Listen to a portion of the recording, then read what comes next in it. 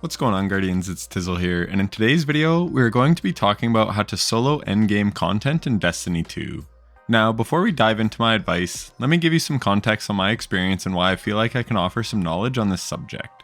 First off, I have over 5,000 hours logged on Destiny 2, including 1,700 hours on all three characters. I'm a Warlock main, but I do truly love playing all classes. Next, I have soloed around 13 unique Grandmasters and probably about 20 total GMs, and done more than 20 solo flawless dungeons, including all the dungeons on every character at least once, as well as all the secret missions like Whisper, Zero Hour, Presage, etc., all with a variety of subclasses. And lastly, I'm somewhat a student of the game. I watch a ton of YouTube videos of people that are way better than I am, so I pick up a lot of strats from them. And personally, my expertise is certainly build crafting. I often know the best loadouts for getting the most out of a playstyle or a certain build, or what is best to run in certain encounters of raids and dungeons based on the encounter design. So now, let's talk about what you need to know so that you can start soloing hard content in the game. Let's start with the most important thing, and that is knowledge. This may not be the most ideal thing to hear, but in my opinion, it is the truth. I soloed all 6 GMs the season before Lightfall, and 4 of them took me over 15 tries to beat, and 2 of them I beat in the first 2 and 3 attempts. The 2 that I got done quickly were GMs I had beaten in the past. And why did I beat them so quickly? Because I knew the enemy AI for those GMs. If you want to beat content like GMs, you have to learn enemy spawns. Killing enemies as they spawn in allows you to deal with them before they spread out and become a problem. You see all the best players do this, and that is why they can speedrun GMs so well, because they have a very precise knowledge of the entire strike. A big example I can think of is the day 1 raid of King's Fall in the Totems encounter. I had a loadout on that allowed me to spawn kill the Taken Knight, and when I was on the plate defending, I would try and spawn kill the adds as they spawned in. Again, deal with them quickly before they become a problem. And then learn where the next enemies are coming in after that. I was able to easily defend my plate because I was always on top of the adds right away. Another thing that is very important is understanding what triggers enemy spawns. If you walk past a certain point or complete a certain objective and trigger more enemies to spawn in before you deal with the initial wave, you could be in for a world of hurt. So, as boring as it may sound, if you want to solo things like GMs, the most important thing you can do is learn what triggers enemy spawns and where they'll be coming from. The king for the knowledge of this, in my opinion, is Choblo91. He has soloed every GM in the game, I'm pretty sure, and understands enemy AI better than most. All high-level players know the things that he knows, but he takes the time to do commentary of all the GMs and explain to you what is happening and why. Definitely check out his channel if you are interested in beating Nightfalls and need to know small details that will help you get it done. He also knows a lot about enemy attacks and subtle ways that enemies work. This will all come with experience. The more activities you do with champions in it, the better you will be able to deal with them. I have run hundreds, if not thousands, of solo lost sectors, and these are a great introduction to soloing content with champions. You will learn what works well with them and what doesn't. Things like how explosive payload is great for overloads, or damage over time effects like Le Monarch and Osteostriga for keeping them from regenerating health. Jolt is also an amazing counter for overloads now. The only way to gain this experience is to play frequently, especially solo. In a fire team, you can often brute force champs, so you won't learn the intricacies of exactly how they work. Even if you copy a player's loadout and strats, champions will often interact differently throughout the strike, especially on a strike like Glassway.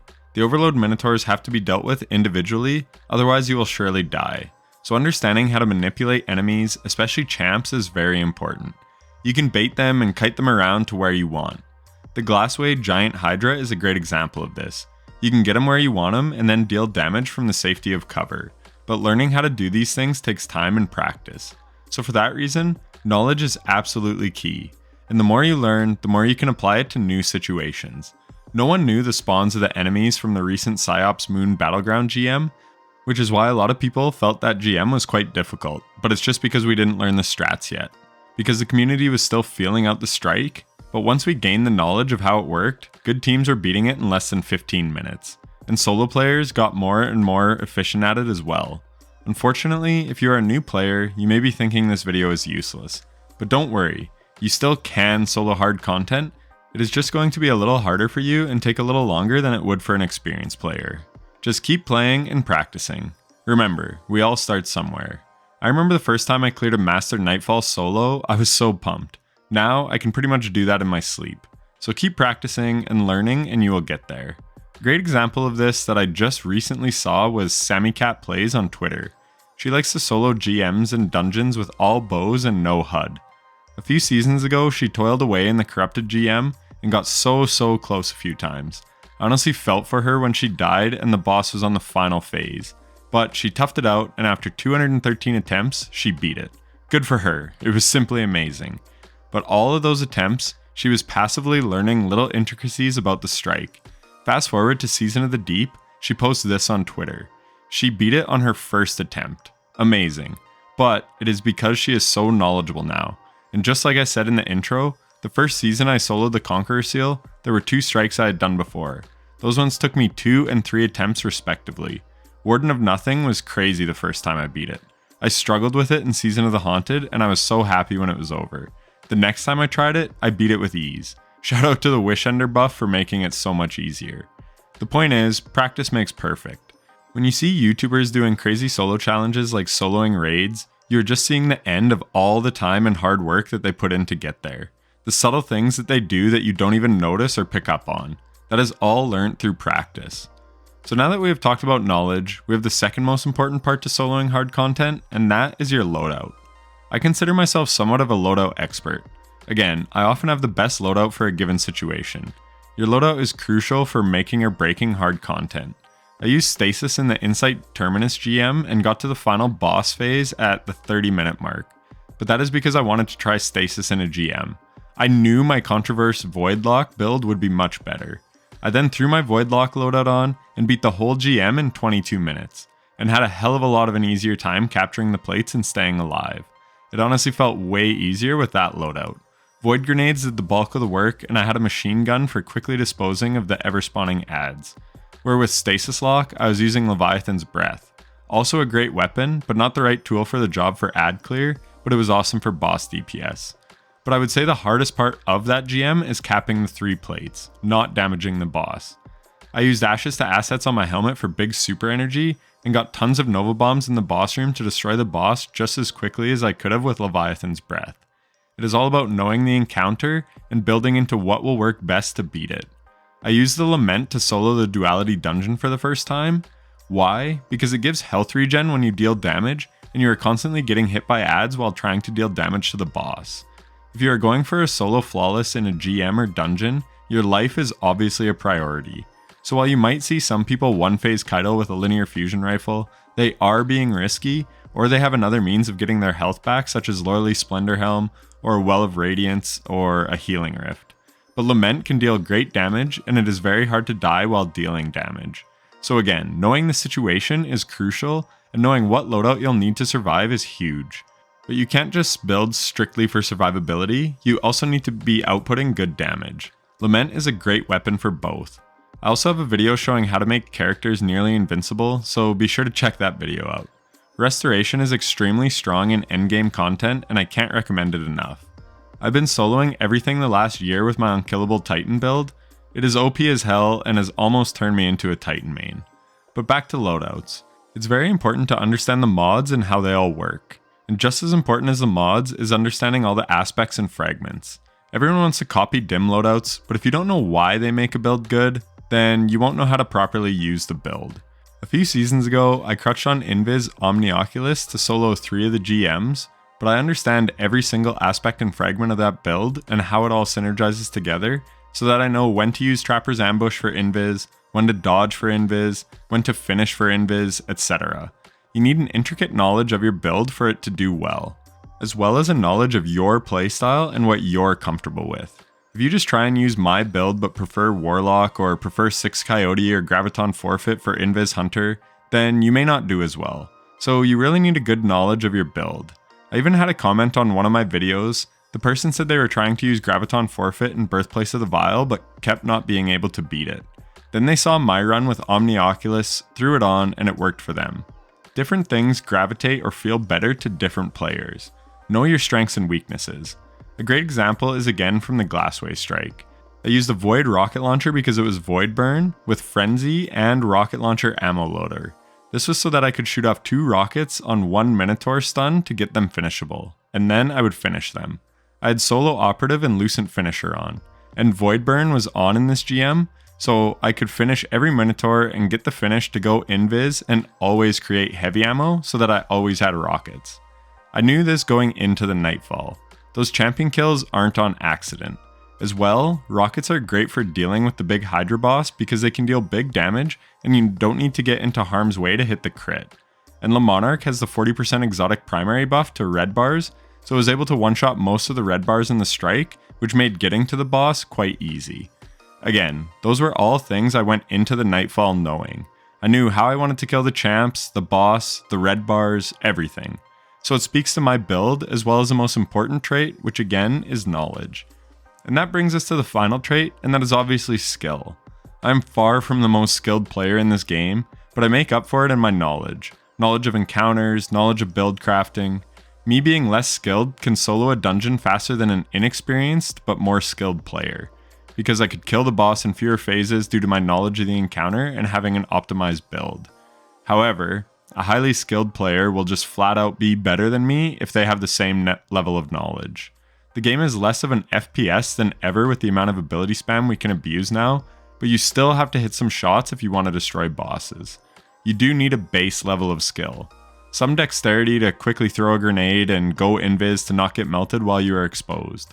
To hit a few key linear shots on an overload champion to not allow it to start regenning its health. The ability to have the mobility to get behind cover. If you do not have these skills, then even with all the knowledge in the world, you won't be able to execute. That is just the reality. If you know what to do but simply can't hit your shots or get to cover in time, you will still have a rough time. But the good news, again, is you will gain more skill the more you play. That's just how things work. You'll become more skilled by playing and practicing, while at the same time, you will slowly be learning about the enemy AI. When learning anything in life, there are actually 4 stages of learning.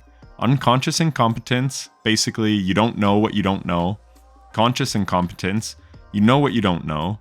Conscious competence, you can do what you are trying to do, but you have to think about it. And then unconscious competence. You're so good, you just do what you need to do without even thinking about it. Think of it like learning to drive a stick shift vehicle. First, you don't know what to do. You keep stalling the car. Second, you know what to do, but you can't do it very well. Then third is conscious competence. You know what to do and can do it, but you have to think about it each time. So when you're at the stoplight, when you go to take off, you have to think about clutching in and giving it gas and where first gear is. And then there's unconscious competence. You just shift your car while talking to someone and listening to music or being absent-minded. It's simply second nature. Your feet are slowly hitting the clutch and the gas at the right time without ever even having to think about it. That is when you know you are good at the game. When you just intrinsically know if an enemy is going to die or not. I have a great example on this Minotaur. I did not have Frenzy active on the first rocket, so I knew my second rocket wouldn't get him finishable. Or at least I thought it might not. I had a half second to make the decision to go invis and not commit to the finisher here. That is because I was very familiar with champions and just know the game. For the very first time I did a strike with champions, I had no idea what to do. Grandmasters were a hell of a challenge when they first came out because we were all just very inexperienced. But you can only get there with practice. So in summary, the 3 traits to soloing content are knowledge first and foremost, build crafting so that you can kill enemies easier and make your life easier while doing the solo content, and lastly, skill. You have to be somewhat accurate with grenades and shots and have decent movement. And as a bonus, if you want to solo flawless content, you need patience. I struggle with this, which is why I didn't solo GMs much before the resilience changes. I hated getting one shot by BS. I hated hiding and playing extremely safe. I just didn't find it fun. I did do one before the result changes just to prove that I could do it, but that was it. In the past, some of my best runs were early on while I was learning the mechanics, because I was taking my time and not playing recklessly.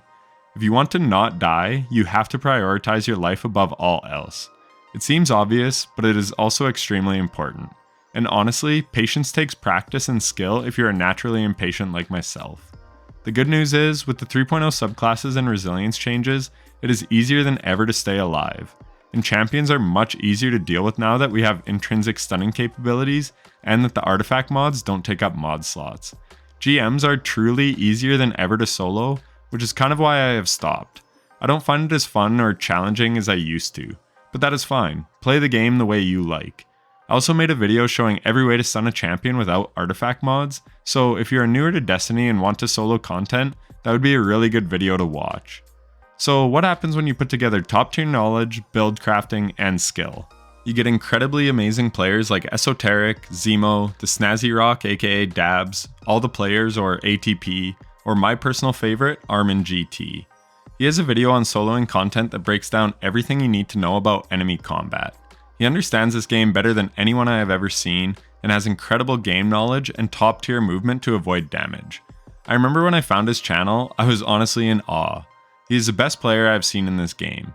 He seems to just do everything right. It is very impressive to watch. So check out his video on enemy combat because he is a master of the subject. But that is pretty much it for the video. It may seem quite basic on the surface, but I didn't used to be very good at this game. I just got better over time and learnt as I went. So I wanted to break down what got me to the point of soloing most content in the game in the hopes that it may help you. Dungeons and legend campaigns are the best place to start since you have the greatest build flexibility since you don't have to deal with champs and aren't pigeonholed to certain loadouts. Even though today, we do have a vast array of ways to beat GMs despite the locked loadout feature. The last thing I want to say is the more stuff you solo, the easier it becomes. You get used to doing it. So when a new Nightfall does come out and people don't know all the easiest ways to beat it, if you have experience in solo content already, the challenge won't be nearly as daunting. Trust me, it gets easier. My first solo clear of Shattered Throne took me like 7 hours of trying to beat those two bosses. Again, this was way back in the day when Shattered Throne was the only dungeon. But now, I was able to solo Spire the Watcher and Ghost of the Deep the day they came out. Because I have lots of experience now soloing content. So if you want to get better at it, just start doing it. Anyways, I hope this was entertaining and informative, and if it was, then a like and subscription would be greatly appreciated. Thanks so much for watching if you're still listening, and good luck soloing Destiny content in the future. Take care.